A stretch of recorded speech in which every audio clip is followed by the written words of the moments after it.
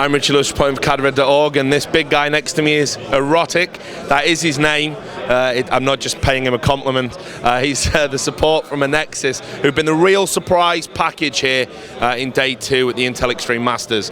So, great day for you personally. So many upsets to talk about. I guess we'll start with, were you guys confident of doing this well at this tournament? Well, it was a surprise for us. We didn't expect anything, but we just came, we wanted to play good, and we did, I guess.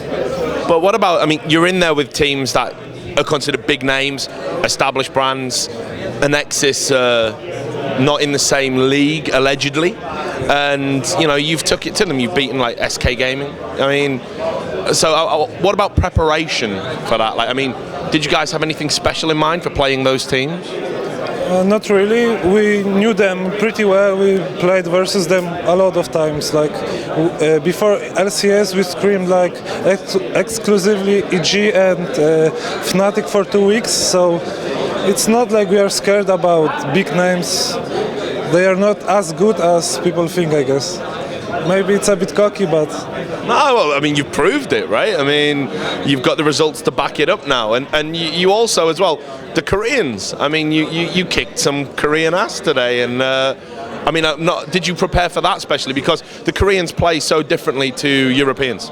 Yeah, well, it was my first game versus Koreans. We didn't play them.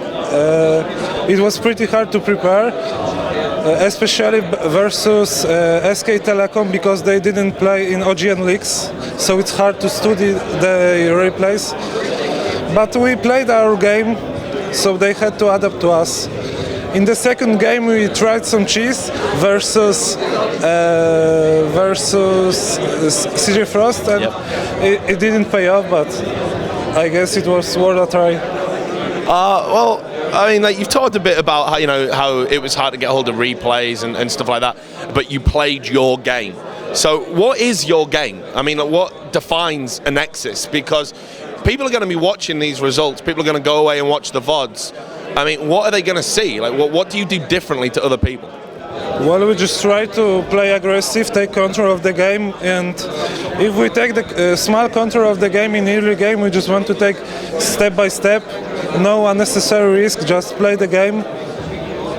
I mean, there's got to be more to it than that. I can't just say just play the game. Everyone just plays the game. You guys play the game, but you're beating people, so there's got to be something in there that you can tell us. I mean, like, is it a communication thing? Is it about the way you put the team composition together? Item builds? I mean, what is it that gives you that edge? Maybe a bit of teamwork, and yeah, the team composition versus SK Gaming, we outpicked them pretty much. Rest game, I don't remember, but we had our picks that we wanted, and yeah, if we can pick what we want and ban the opponent, the game is ours, I guess. I want to ask you about LCS, because, you know, you've beaten guys like SK Gaming, you know, who are involved, and you've really looked strong today.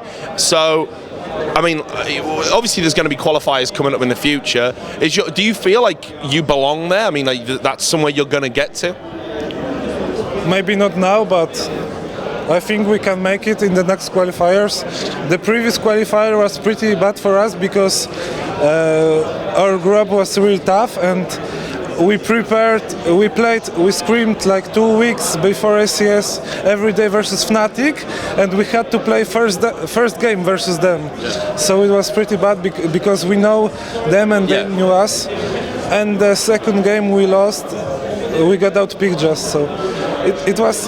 I didn't like the format of the qualifiers because it was like 2 games, best of 1, and you are out, and like 1 month of preparation is gone. So I think we can make the second qualification. Did that disappointment help you? I mean, like, sometimes, you know, whenever you hear about teams or sportsmen that go on to be successful, it's actually a disappointment that you know, goes on to make them. You know, like Michael Jordan in basketball, he got cut from his college team. He was said, "You're not going to play," so he said, "Fuck you," to the coach, and he was there every day just shooting hoops, and we all know the rest. So did that disappointment spur you on to, you know, really be like, right, we're going to fucking own IEM?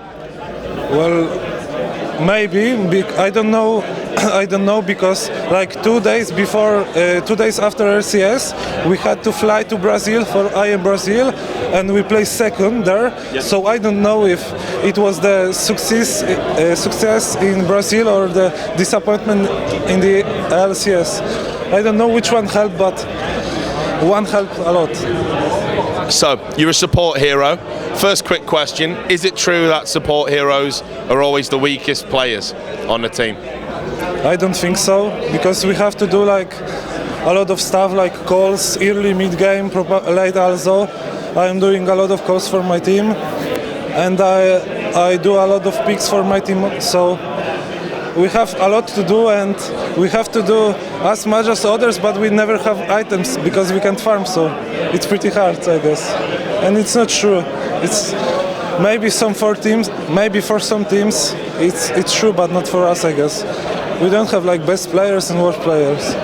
I'm glad you brought up about items, and we'll move on to that in just a second. I also want to ask you about Thresh and get your thoughts on him. A lot of people are saying he is like the strongest support hero in the game right now. We've seen he's been pretty much picked every game he's been left open by the support guys.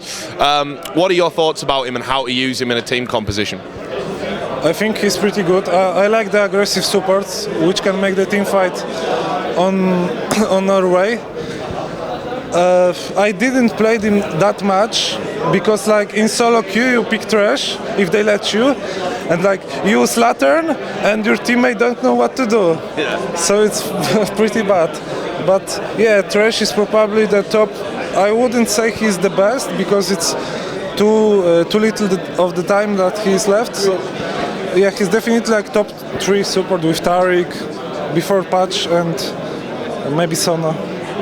And you mentioned items, about how you guys never have items. Now, one of the things Riot wanted to achieve was to diversify and to make, support more of a varied role. They brought in new items like Sightstone and things like that to achieve that goal. But what we're seeing is the same build on every support hero, no matter who it is. You go for your Sightstone, you go for your Philosopher's Stone. I mean, do you think that there needs to be more variety for support to keep the game interesting and fresh? Maybe another GP5 item besides Philo, because the 2 others are useless for supports. Well, we miss Heart of Gold, right? Yeah, so badly. But yeah, the early game is the same, like every game Philo, Sightstone, but in the late game you can do a lot of more. You can do Aegis, you can do Locket, Shurelia, and I don't know, Omen even. Yeah, but yeah, I like the state of the items, to be honest. Maybe one more item in the early game, but in the mid and late game it's fine for me. It's better than before, like you rushed like Shurelia every game because you didn't have Shurelia and Aegis and you didn't have any options. So obviously you guys have potentially got a long road ahead of you. You've already exceeded expectations at this tournament. I mean, where do you guys want to finish? I mean, where do you guys realistically think you're going to finish? Do you have to make it to the final now? Or what goals have you set yourself? We didn't have any goals. Like, I think we want to play in the finals and win the tournament, but realistically I think we can reach the semifinals. It's depend when we finish on the second, on the third place. So yeah, I think semifinals are in our reach. If you were to win, you'd probably have to beat Gambit Gaming. I think that's what everyone feels around here, certainly all the players I've talked to. But do you have any ideas about how you would do that? How do you beat Gambit Gaming? Aggression versus aggression. So who wins and how? I hope us. Yeah, but I mean, you can't just say that. I mean, if aggression versus aggression, it's going to come down to hero picks then, surely. Yeah. I don't know. We didn't prepare for Gambit yet, so maybe I will think about it later. I like it, keeping your cards close to your chest. It's been a pleasure to talk to you, and I know everyone out there is going to be like totally psyched at how well you've done. So thanks very much. Pleasure to meet you. To all the people out there at cadred.org and all around the world, do stay tuned to our website. We're going to have more interviews like this one from here at the Intel Extreme Masters World Championship Finals in Hanover.